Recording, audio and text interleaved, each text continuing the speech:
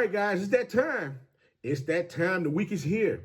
We got SWAC play that's going on. We got conference SWAC play that's going on this week. And you already know we got two teams in particular that don't like one another. I think, was it Southern University and Jackson State? Southern University has not beaten Jackson State in a long time. And, I'm thinking Southern University is looking to get some get back in this game because they got it, they want to exercise that demon to get it off its back because, enough is enough. Coach Graves feels that he has the team over there that can compete and beat these guys in this upcoming matchup in the Boombox Classic. Now, I'm going to give you guys a quick rundown on some things that I'm seeing between these two teams that could very well happen in this game. And I want y'all to tune in, tap in, tell a friend to like, share, subscribe, and also leave them comments down below. And we're going to get into it right after this.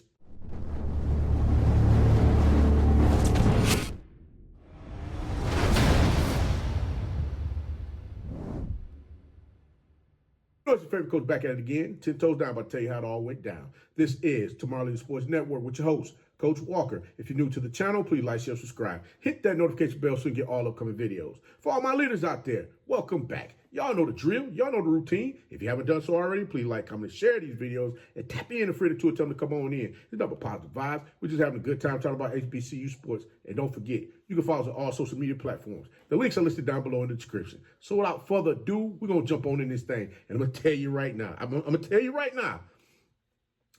This game here is going to be an interesting one. And I'm going to tell you why. Because honestly, truly, my anticipation, listen, I'm going to be real with you. My anticipation on this thing, I was hoping to see Cameron McCoy get out there on the field and showcase his talents against his old team. Now, we're several games into the season now. And I'm going to be honest with you, after looking at the game that was at the game on the 13th, which they played, I think Ashton Strother is going to be that guy. There's some things that I saw, offensively when he was out there on the field, his command of the offense, getting them just ready to go. I mean, he took advantage of everything that he saw out there on the field. He did his pre-snap reads. He saw things that the defense was showing to him, and he took advantage of those things and was able to move them down the field, getting them into the end zone. And I'm gonna be honest with you. I gotta be honest with you. I know y'all like, Coach. Here you go. You just can't act right, Coach. Look, listen. The young man has a quick release throwing the ball. That is something that I saw within some of the film that I watched when it came to co-offensive coordinator Coach McNair. He did a lot of that when he was calling the plays over at Alcorn State University.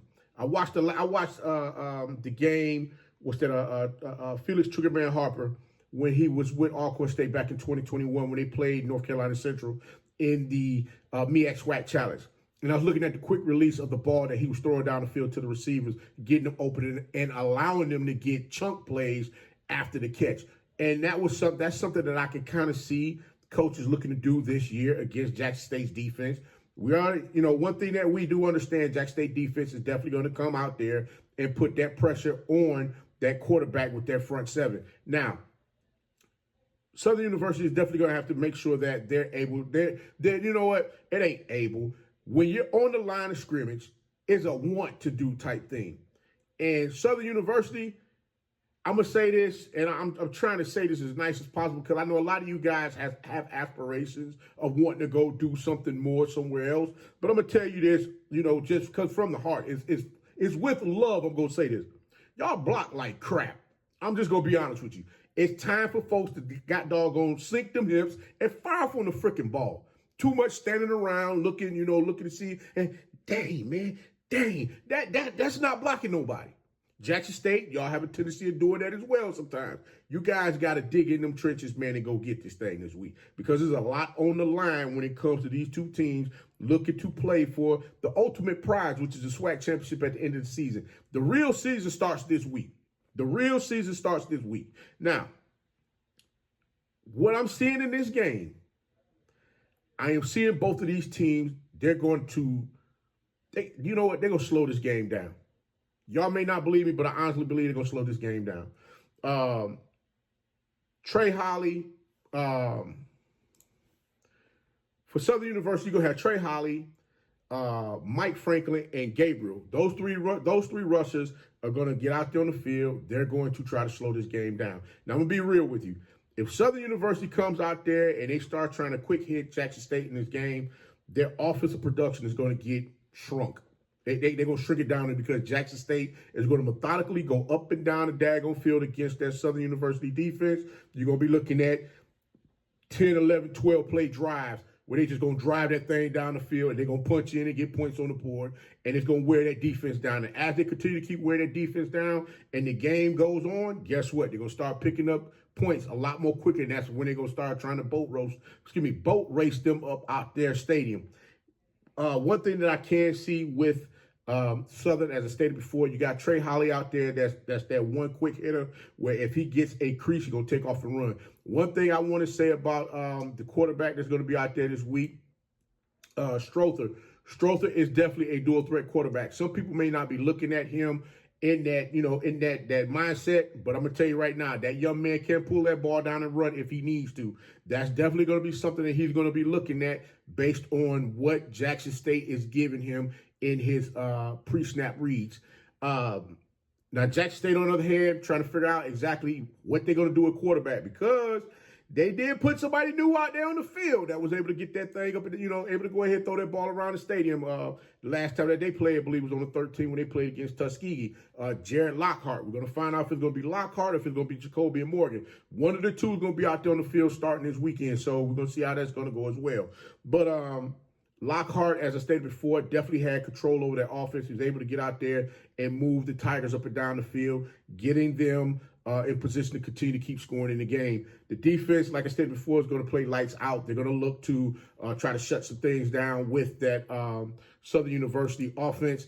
I will say one thing that I did say, one thing that I did see, Morris, Jefferson, and Jackson, those receivers, they were doing their best to get themselves open in the game and, give their quarterback opportunities to throw passes to them so that they can help them move those chains. And again, defensive backs, y'all got to make sure that you keep your hands to yourself. There's a lot of holding and grabbing going on. Keep your hands out the cookie jar. Play some clean defense, locate the ball, and do what you need to do out there on the field and make sure everything goes the way that it needs to go. The running backs for Jackson State, as I stated before, that running back room over there is crazy. You got Ahmad Miller, Travis Terrell, Demario Davenport, and I forgot Amari Matthews. They're going to get out there. They're going to grind this thing out. They're going to get up underneath the shoulder pads. They're going to make some stuff happen. And one thing I'll say is this: please, Southern University, don't let Ahmad Miller get loose, because if he get loose, him or Terrell, one of the two, matter of fact, it could be Terrell, one of the three, Terrell, Miller, or Davenport, it's going to be a problem. It's going to be a problem. So all I'm saying is, guys, you can't allow yourselves to get pushed around this week in them trenches. That's on either side of the ball. If I had to pick who I think is going to win this game this week, I'm gonna be honest and true. Let me be totally honest with you. Right now, looking at everything that's going on, until I see Southern University defense step up and shut somebody down, I'm gonna roll with Jackson State in this game. I think Jackson State has more than enough to stretch that defense out to allow them to run the ball in the manner which they want to, as well as throw the ball as well. But then again, like I said, on the flip side of this thing, Southern University, when they go with four receivers, not four receivers, when they go with three receivers out there on the field, they're definitely looking to spread the defense out so they can allow Holly or one of the other running backs to get loose and run the ball. So, I mean, it's almost like a one-off either which way it goes. Basically, this game is going to come down to who can keep the most pressure on the other team's quarterback and who can play on the opposite side of the line of scrimmage against whichever team that's on offense. Whoever's able to do that, that's going to get the game. And I honestly believe Jackson State going to have more than enough to do it. I think they have something that they're trying to prove to themselves as well as everybody else in the SWAC. But again, like I stated before, you just never know when Coach Fred McNair is calling that offense for, when he's calling that Alcorn State, and even now he's calling it over at Southern University. You just don't know what to expect from that offense. So we're going to see what type of wrinkles he got set up to get things rolling for Southern University to go ahead and make a strong push in this game. But guys, again, leave your comments down below. Leave your score predictions. Make sure you tune in, tap in, tell a friend, and come on in and hang out with your favorite coach, Coach Walker. This is another episode of the Tomorrow League Sports Network. And guess what, guys? Your favorite coach is going to go ahead and get up on out this thing. But until next time, be the one and lead.